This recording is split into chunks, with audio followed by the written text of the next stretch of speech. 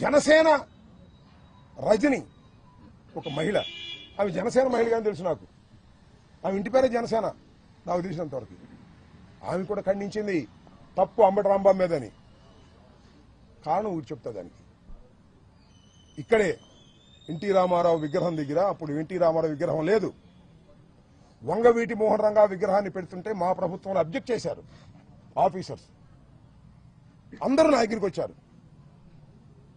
అందరూ వంగవీటి మోహన్ రంగా అభిమానులు అంటే కాపులు వచ్చి, సార్ ఈ బొమ్మ ఇక్కడ పెట్టించాలి సార్, మీ ప్రభుత్వంలో కలెక్టర్ ఒప్పుకోవట్లేదు, ఎస్పీ ఒప్పుకోవట్లేదు, కమిషనర్ ఒప్పుకోవట్లేదు అంటే, అబ్బాయి మీరు అందరూ వచ్చారు కదా, మీలో జనసేన వాళ్ళు ఎంతమంది అని అడిగారు, వైసీపీ వాళ్ళు ఎంతమంది అడిగారు. మొహమాటం లేకుండా చెప్పండి, చేతులు పైకెత్తండి అన్న. ఆ వచ్చిన 50 మందిలో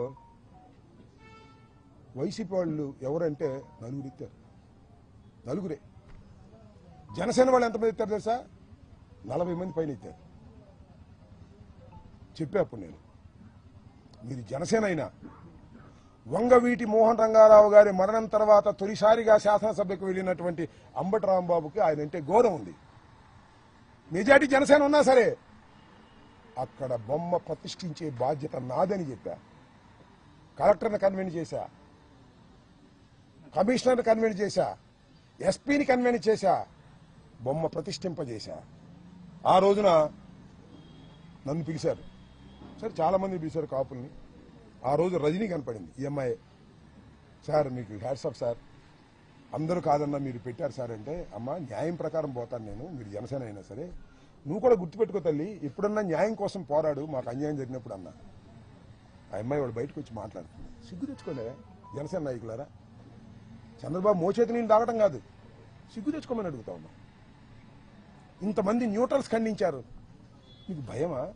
ఎందుకు ఖండించలేకపోతున్నారు? మీరు తెలుగుదేశం ఒకటేనా? మీరు 2 పార్టీలు కాదా? మీరు ఖండించకపోతే ఏం కాదు, మీకు విలువలు తెలుస్తాయి, మీ విలువలు పెరుగుతాయని నా ఉద్దేశం తప్ప మీరు ఖండించకపోతే పోయేదేమీ లేదు, వచ్చేదేమీ లేదు. ఆల్రెడీ మీరు ఖండించలేదు. శభాష్ రాంబాబు ఇంటి మీద దాడి చేయమని చెప్పారు పవన్ కళ్యాణ్ గారు. శభాష్ రాంబాబు ఇంటి మీద దాడి చేయమన్నాడు నాగేంద్ర బాబు గారు. ఆయనకి మంత్రి స్థానం సంవత్సరం అయింది, ఇవ్వకపోయినా సరే.